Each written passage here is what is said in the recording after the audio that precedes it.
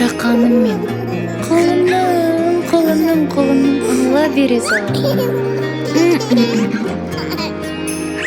Тәттім. Құрметті қонақтар, ағайын туыс, бауырлар, құда жекжат, дос жарандар.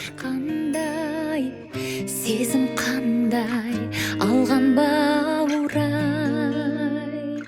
Сіздерді қызымыз Даранның бір жас және тұсау кесер мерейтойына жайылған ақ дастарханымыздың қадірлі қонағы болуға шақырамыз. Шапағат нұрысың, аялап жүрісің, алақаным, ай жаным бала.